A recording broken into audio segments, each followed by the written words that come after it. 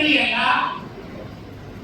ಅನಾವರಣೆ ಮಾಡಿದ್ದಾರೆ ಅನ್ನೋ ವಿಚಾರ ನನ್ನ ಗಮನಕ್ಕೆ ಬಂತು.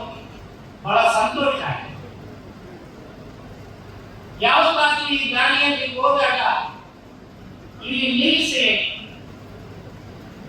ಈ ಪೀಠಿಕೆಯನ್ನ ಓದಿ ಸಂಭ್ರಮಿಸೋಣ ಅಂತ ನಾನು ಮನಸ್ಸಿನಲ್ಲಿ ಅಂದ್ಕೊಂಡಿದ್ದೆ.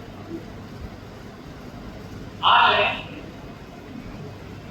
ನಗರಸಭೆಯ ಅಧ್ಯಕ್ಷರು, ಸದಸ್ಯರು, ಆಯುಕ್ತರು ಎಲ್ಲ ಸೇರಿ ಬಸವಣ್ಣನವರ ಪುತ್ಥಳಿಯನ್ನೂ ಸಹ ಅನಾವರಣೆ ಮಾಡ್ತಾ ಇರ್ತಕ್ಕಂಥದ್ದು ನನಗೆ ಇನ್ನೂ ಹೆಚ್ಚಿನ ಸಂತೋಷ ಆಯಿತು. ಈ ಕಾರ್ಯಕ್ರಮದಲ್ಲಿ ನನ್ನನ್ನು ಭಾಗವಹಿಸೋದಕ್ಕೆ ಅವಕಾಶ ಮಾಡಿಕೊಟ್ಟಿದ್ದಾರೆ ಇಲ್ಲಿನ ಅಧ್ಯಕ್ಷರು, ಸದಸ್ಯರು ಮತ್ತು ಸಿಬ್ಬಂದಿ. ನನ್ನ ಜೀವಮಾನದಲ್ಲಿ ನನಗೆ ಅತ್ಯಂತ ಪ್ರಿಯವಾದಂತ ವಿಷಯ ಅಂದ್ರೆ ಅದು ಭಾರತದ ಸಂವಿಧಾನ.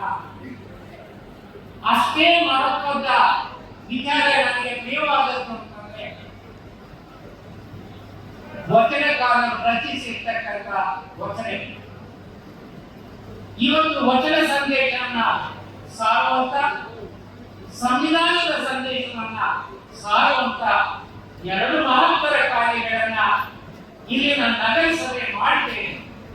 ಹಾಗಾಗಿ ಅತಿ ಹೆಚ್ಚಿನ ಸಂತೋಷ ನನಗಾಗಿದೆ. ಈ ದೇಶದ ಯಾವುದಾದ್ರೂ ನಗರದ ಆವರಣದಲ್ಲಿ, ಒಂದು ನಗರಸಭೆಯ ಆವರಣದಲ್ಲಿ ಬಸವಣ್ಣನವರ ಪುತ್ಥಳಿ, ಅಂಬೇಡ್ಕರ್ ಅವರ ಪುತ್ಥಳಿ, ಸಂವಿಧಾನದ ಪೀಠಿಕೆ, ಸ್ಮಾರಕಗಳನ್ನು ಇಟ್ಟಿದ್ದಾರೆ. ಈ ಭಾರತದಲ್ಲಿ ಅದು ರಾಮನಗರ ನಗರಸಭೆ ಹೆಮ್ಮೆಯಿಂದ ಈ ಸಂದರ್ಭದಲ್ಲಿ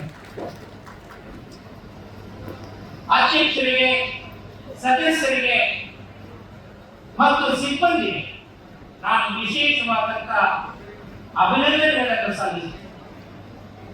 ಮಾನ್ಯವೇ, ಕೇವಲ ಇಷ್ಟು ಮಾಡಿದ್ರೆ ಸಾಕು.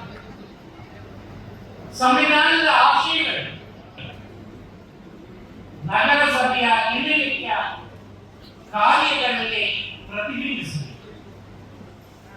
ಈ ಜನರ ಕಲ್ಯಾಣವನ್ನು ಸಾಧಿಸಿದೆ. ನಾವು ಈ ಬಾರಿ 26-27ನೇ ಆಯವ್ಯಯವನ್ನು ಮಾಡಿಸುವಂತ ಸಂದರ್ಭದಲ್ಲಿ ನಗರಸಭೆಯ ವತಿಯಿಂದಲೇ ಬಸವ ಜಯಂತಿಯನ್ನು ಆಚರಣೆ ಮಾಡಬೇಕಂತ ಹೇಳಿ ಒಂದು ಐತಿಹಾಸಿಕವಾದ ತೀರ್ಮಾನವನ್ನು ಮಾಡಿದ್ವಿ.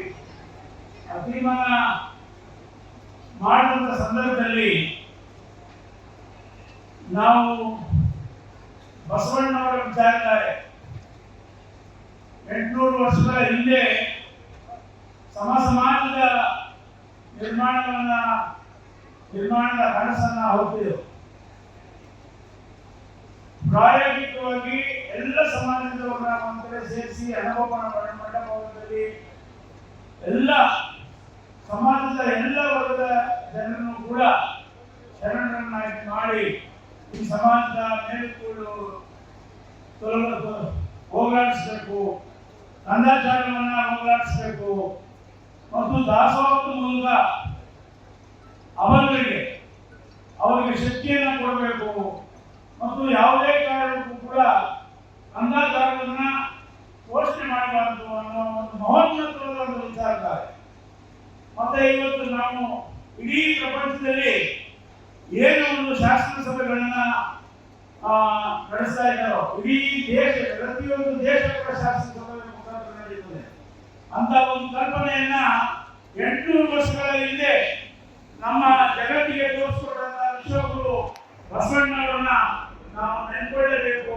ಅವರ ವಿಚಾರಧಾರೆ, ಅವರ ವಿಚಾರಗಳು ಸೂರ್ಯ ಚಂದ್ರನಿರೋದ್ರಿಂದ ಶಾಶ್ವತವಾಗಿ ಇರಬೇಕು ಅಂತ ಹೇಳಿ ನಮ್ಮ ನಗರಸಭೆಯಲ್ಲಿ ಅವರ ಪುತ್ಥಳಿಯನ್ನ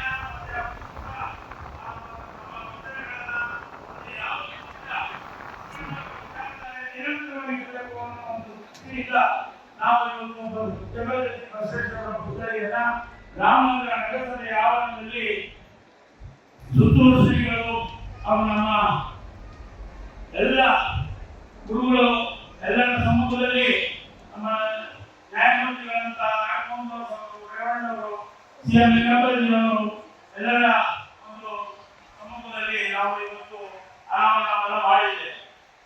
ಬಸವೇಶ್ವರರ ಚಿಂತನೆಗಳು ಈ ಜಗತ್ತಿಗೆ ಇರುವ ತನಕ ಕೂಡ ಯಾವತ್ತೂ ಕೂಡ ಅವರ ಆದರ್ಶಗಳು, ಅವರ ಚಿಂತನೆಗಳು, ಅವರ ತತ್ವಗಳು, ಅವರ ವಚನಗಳು ಈ ಪ್ರಪಂಚ ಯಾವತ್ತಿಂದ ಇರ್ತದೋ, ಈ ವಿಶ್ವ ಯಾವತ್ತಿಂದ ಇರ್ತದೋ ವಿಚಾರಗಳು ಅಂದಿನ ಕಾಲದಲ್ಲಿ ಇವತ್ತಿಗೆ ನಾವು 10% ನಡೆಯಕ್ಕಾಗಲ್ಲ. ಬಸವಣ್ಣವರು ವಿಚಾರತಾರೆ ಅಂದಿನ ಕಾಲದಲ್ಲಿ ಸಮಾಜದ ಡೊಂಕನ್ನ ತಿದ್ದಿ ಸಮಾಜದ ಮೇಲು ಕೀಳು ಭಾವವನ್ನು ಹೋಗಲಾಡಿಸಿ ಅಕ್ಷರವೇ ಜ್ಞಾನ ಮತ್ತೆ ದಾಸೋಹ ಎಂಬ ಮಹಾ ಕಲ್ಪನೆಯನ್ನ ಈ ಜಗತ್ತಿಗೆ ಕೊಟ್ಟಂತ ಒಂದು ಮಹಾನ್ ದಾರ್ಶನಿಕ ನಮ್ಮ ವಿಶ್ವಗುರು ಬಸವಣ್ಣವರ ಒಂದು.